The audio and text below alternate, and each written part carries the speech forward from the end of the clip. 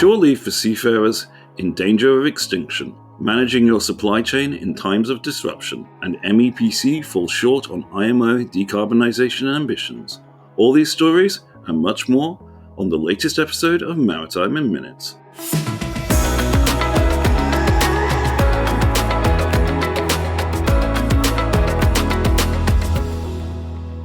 Hi, it's Marcus Hand, editor of Seatrade Maritime News here, with our April news roundup, Maritime in Minutes, and I'm joined, as usual, by our correspondent, Gary Howard. We'll be discussing the shipping news stories that stood out for us over the last month. It's been a busy month, with the US Trump administration and the IMO grabbing the headlines, among others. So Gary, why don't you get straight into it? Thanks, Marcus. Yep, I'll start us off this month with a report from the World Maritime University warning that shore leave for seafarers has been eroded and is in danger of extinction. That will come as a little surprise to many of our listeners, but it's an issue worth raising whenever possible, especially when we get fresh data to show the extent of the problem. The World Maritime University analysed responses to a survey by the ITF Seafarers Trust from 5,879 seafarers. 26% of those respondents said that they had not managed to get ashore during their current contract period, and a further 20% had only been ashore once. Quote here from the report, in a sample of seafarers whose contract length average is 6.6 months, nearly 70% of seafarers never or rarely, that's 1 to 3 times, went ashore. This means seafarers go ashore less than once every 2 months, and many have no shore leave.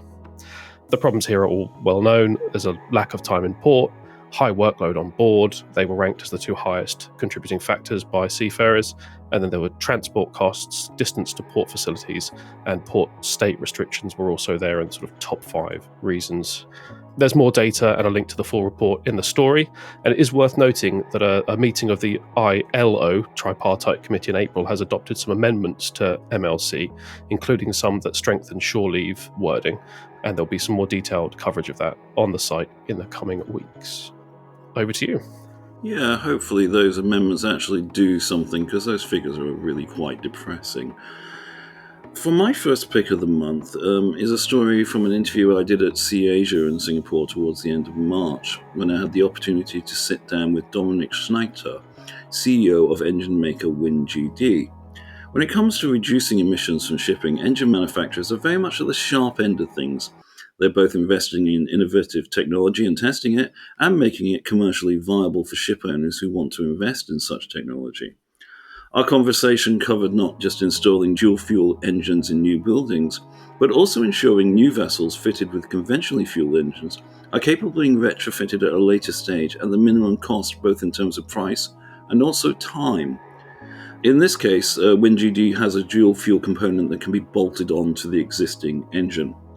Fossil fuel LNG remains the largest choice for dual-fuel engines, although there has been growing demand for methanol, and WinGD will see its first ammonia dual-fuel vessels on the water next year.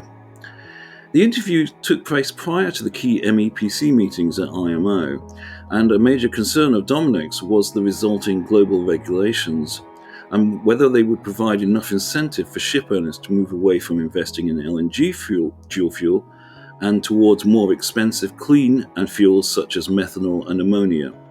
The outcomes, as I'm sure we'll discuss later in this episode, were probably not everything he had hoped for.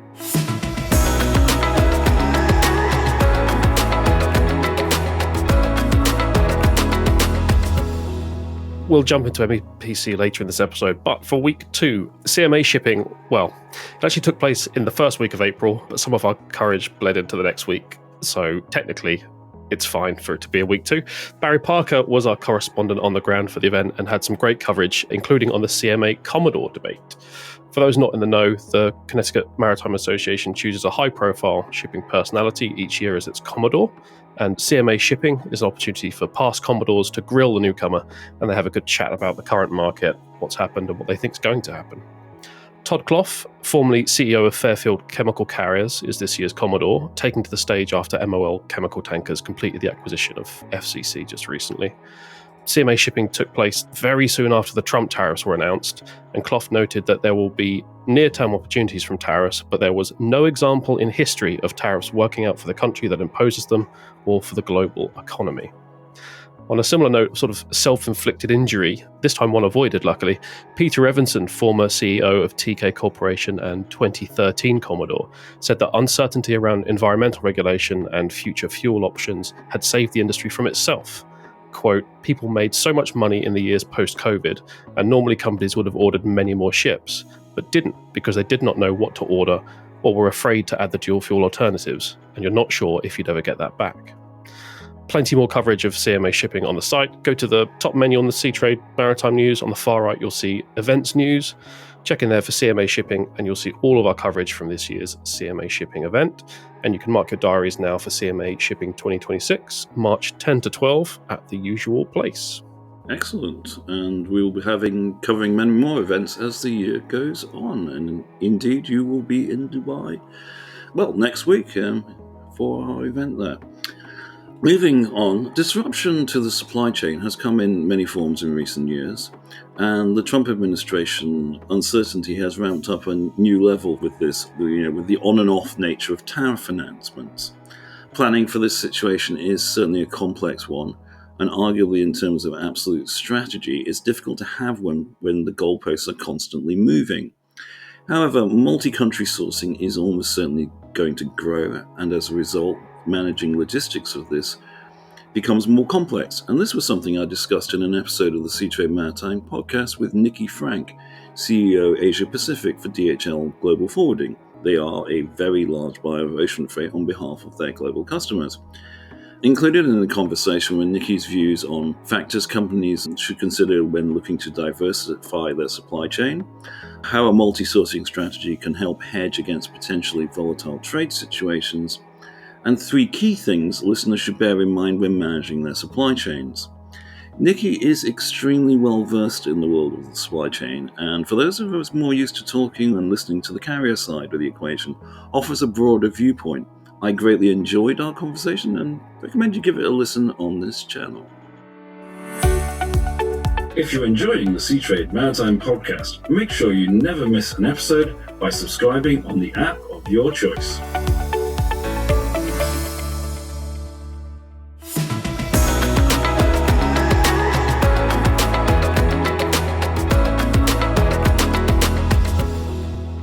Continuing my absolute mockery of the structure of this podcast, I'm covering MEPC 83 in week 3, despite it taking place from April 7 to 11. In my defence, the outcomes were published late on Friday. That's it, that's the entirety of my defence. This meeting of MEPC was the big one, where the midterm measures needed to be laid down and agreed in order for the IMO to keep to its revised greenhouse gas strategy target. The measures were agreed, but as expected, not everyone was happy with the outcome. The measures agreed are effectively an agreement to fall short of the emissions reductions targets laid out in the revised greenhouse gas strategy. A report from UCL Energy Institute claiming that they put us on course for around a 10% reduction in GHG emissions by 2030, compared to the at least 20% striving for 30% laid out in the IMO's revised strategy. What are those measures? Well, there's a fuel standard will require a drop in the well-to-wake greenhouse gas intensity of the fuels used by ships from 2028, known as GFI. Ships emitting over the GFI limit will need to buy remedial units to cover their emissions, and funds raised from the purchase of these units will be put into the IMO Net Zero Fund to support development of low-emission fuels and to financially reward the lowest emitting ships. Forecast revenues from the IMO Net Zero Fund of $11 billion to $12 billion per year were not sufficient to scale net zero fuels and ensure a just transition, warned UCL Energy Institute. There's more on MEPC on Seatrade Maritime News, including industry reaction and a breakdown of what the rules mean in sort of practical and dollar terms, as well as a link to a handy GFI cost calculator from the Global Centre for Maritime Decarbonisation. It's all easy enough to find if you read the story in the show notes. Click on the first mention of MEPC. All of our recent coverage, pre, mid, and post MEPC, will be in there, including a story from Nick Savides about the US delegation turning its back on the world by pulling out of discussions at the meeting. Marcus, that was my attempt at a segue, which should hopefully make sense very shortly. No, indeed, I think that actually works quite well. The US is very much ploughing its own furrow at the moment. And speaking of the US, the acronym USTR The United States Trade Representative has become very well known in shipping circles in recent months. Proposals for multi-million-dollar port fees on Chinese-built ships calling US ports had the industry up in arms. A call for industry feedback on the proposals had more than 600 submissions, which were overwhelmingly negative. Ahead of the announcement of the actual fees, it became clear that the full proposals would not be implemented, with the US Trade Representative Jameson Greer telling a Senate committee exactly that. The final measures announced were not as bad as had been feared, arguably a classic Trump tactic of proposing something outrageous to move back to a position which seems comparatively reasonable, is still far from what the industry would like to see. Gone were the fees for every port call, and also those based on vessel regardless of size. And instead there are fees on China-based vessel owners and operators based on net tonnage per US voyage, fees on operators of Chinese-built ships based on net tonnage or containers discharged, and to incentivize US-built car carrier vessels, fees on foreign-built car carrier vessels based on their capacity. There is also a 180-day grace period before this comes into force. While not as bad as feared, the industry was far from happy, and the World Shipping Council branded the fees counterproductive, warning that it risks harming US consumers and businesses without delivering meaningful progress towards revitalizing the US maritime industry. The biggest impact will be on owners from China and Hong Kong, and for other owners trading into the US, we can expect to see the next 6 months a lot of reshuffling of assets to deploy non-Chinese built ships so they can simply avoid paying those fees. Yeah, plenty of coverage from Nick Savides over the past couple of weeks on how that shuffling might take place and which lines are most exposed. So yeah, have a quick search for USTR and you'll find all those stories on there.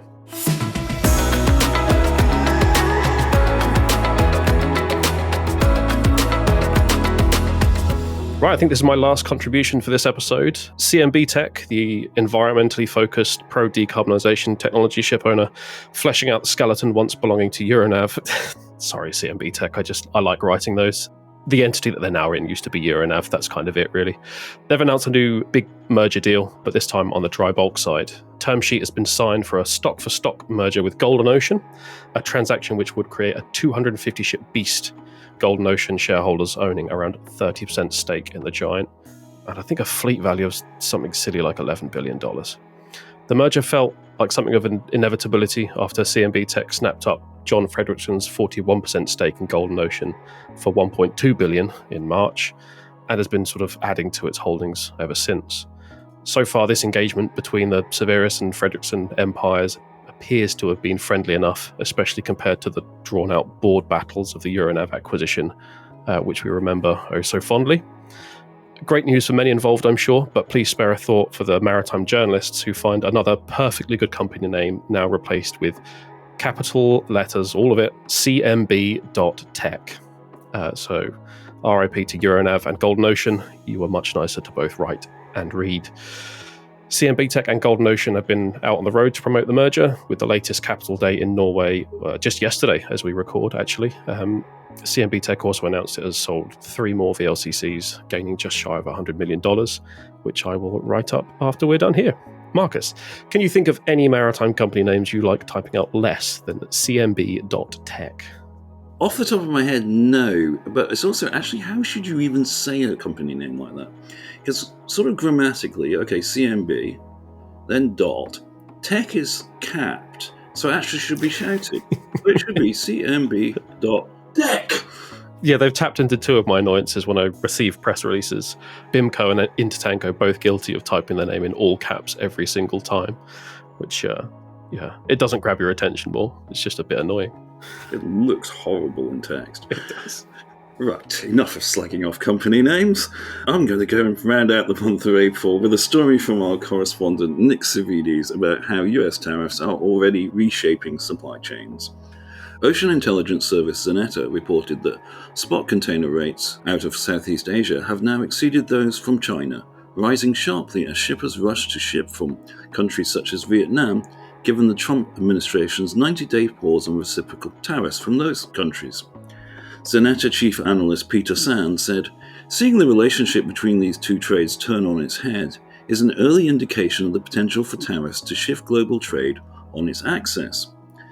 Vietnam has long been part of many companies' China Plus One sourcing strategy, as well as other countries such as Indonesia, but both countries face potentially hefty tariffs from the US, although those are currently paused pending negotiations. However, Zanetta is not expecting the current market dynamic to last, and Peter Sands says it's almost impossible to call which way the Trump administration will move next. He stated, "Any lesson learned in the most recent months has got to be that what's announced can change very quickly. That kind of uncertainty will haunt you, whichever decision you make." So listeners, which way do you think tariffs will have moved by our next episode of Maritime in Minutes? Gary, do you have any thoughts? Is this revenge for me asking you for the thing you like typing out least? I can't imagine the tariffs coming in the full force that we're expecting, but I will say that I'm very relieved that I don't have to make any big bets on my company's future and fortunes based on which direction things will move in the next month, that's for sure. Indeed, it's going to be very interesting to see where this goes. Somehow, I don't see that full China tariff remaining, but let's see how this all pans out. I mean, if you'd have asked me a few weeks back, I wouldn't have thought it would stay in for as long as it had, so I guess we'll see. Indeed, and we will be following that on Seatrade Maritime News, and more importantly, its impact on shipping trade. And on that note, that's all we have time for on this episode. If you want to learn more about all the stories featured in this episode, links are in the show notes.